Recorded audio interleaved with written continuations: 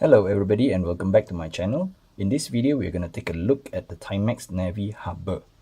This is a Timex from the Archive series. I did an unboxing video earlier for this piece. Do check out the video if you're interested. I got this version from Mr. Porter in the UK because I couldn't find this particular version elsewhere. Well, the watch is available from Timex US website, but it doesn't come with a 2-strap option. This piece here, it came with a brown colored Nato or a Zulu strap, which Timex calls it a ballistic nylon, and also a leather Nato. Let me just show you the ballistic nylon Nato strap before we move on to the watch. Okay, it's a single pass Nato, or some might call it a Zulu, I'm not sure. And it has a polished and signed buckle with the Timex there. As you can see, it's still wrapped in plastic because this strap is not really of my taste and I didn't use it on the watch at all. I've been actually wearing the piece on the supplied leather Nato because I find the leather Nato very nice. Let's go straight into the specifications of the watch. The watch has a case diameter of 38.15 millimeters as I measured with my calipers. It has a thickness of 11.9 millimeters. It has a lug-to-lug distance of 47.15 millimeters. This, in my opinion, is slightly too long for the case diameter. And it has a lug width of 18 millimeters. The case has some galvanic finish or galvanic corrosion purposely made onto it so that it looks like, a faux patinaed case. The case is made from stainless steel. It has a polished aluminum bezel insert that has a 12 hours marking. It could also be used as a timer for the first 15 minutes, as you can see, because there are these small increments from 0 to 15 minutes. So you can use it to time 2 time zone, or also use it as a timer for a 15 minutes timer. The bezel is bidirectional, and it's not a non-ratcheting bezel. It's just a friction-fitted bezel. In the earlier unboxing video, I think I said that it has an acrylic crystal, but I couldn't be sure as some said that it's a mineral. There is no information on Timex website too. Anyhow, it's thick and it's raised above the bezel. It's slightly raised above the bezel. I'm not sure if it's showing up in the video. Sitting the crystal above the bezel might make the crystal a little more prone to scratches and dings, as there is nothing to protect it, but so far this piece has been doing pretty well. It has a very slight dome to the crystal. As you can see, there is some slight distortion when I'm tilting the watch around. Feels like acrylic to me, but I couldn't be sure. And this piece has a water resistance of 100 meter. It has an unsigned push and pull crown. As for the movement, I couldn't find any information about the movement.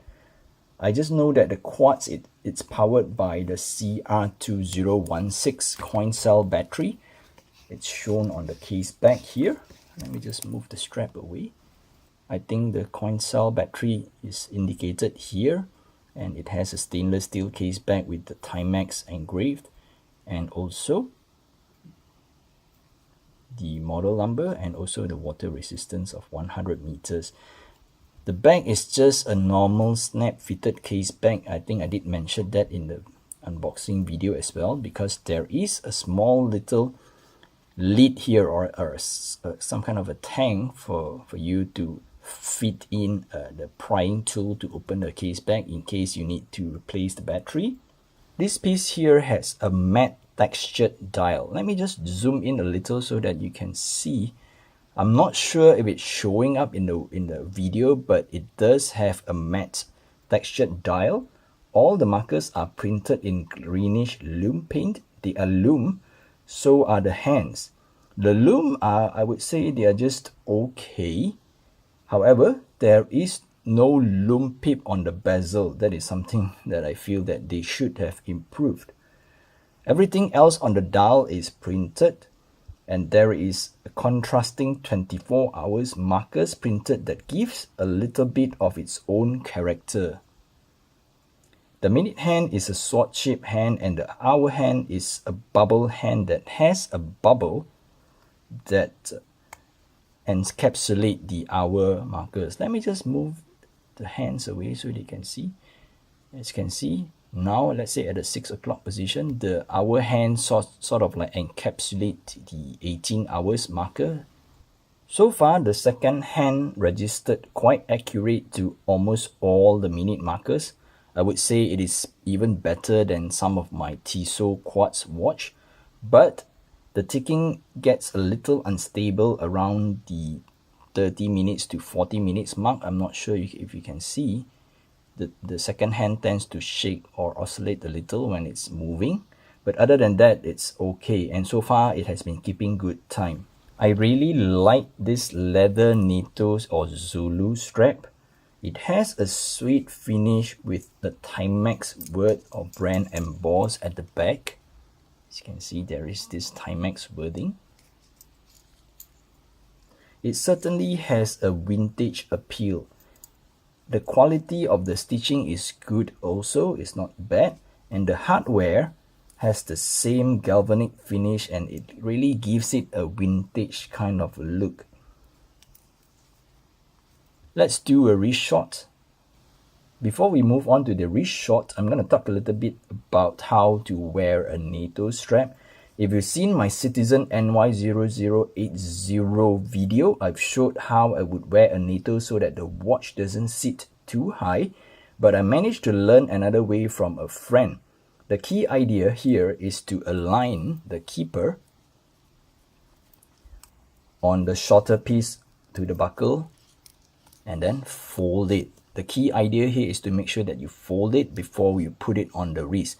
So when you put it on your wrist, you would wear it as though this here is a single piece, and then you just wear it like a normal watch. Let me just show you how it looks on the wrist. Okay, this is how the watch looks on my 6-inch wrist. The key idea on wearing the Nato in this way is that the bulk of the excess material sits underneath the wrist. I'm not sure if you can see here, all the folding and all the excess materials, I've actually tucked them just underneath the wrist, directly opposite of the watch case. And if you're desk diving, it certainly provides some sort of cushioning, and with that, the watch sits very nice on the wrist because there's only one layer of Nato going through the watch.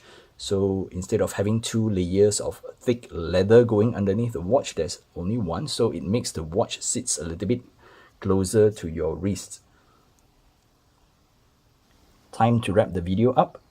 If I'm not mistaken, I've seen this piece reviewed by TGV from the Urban Gentry channel a year or 2 ago. Ever since then, I've been waiting for Timex Malaysia to bring this in, and after tired of waiting, I looked to Timex US and Timex UK.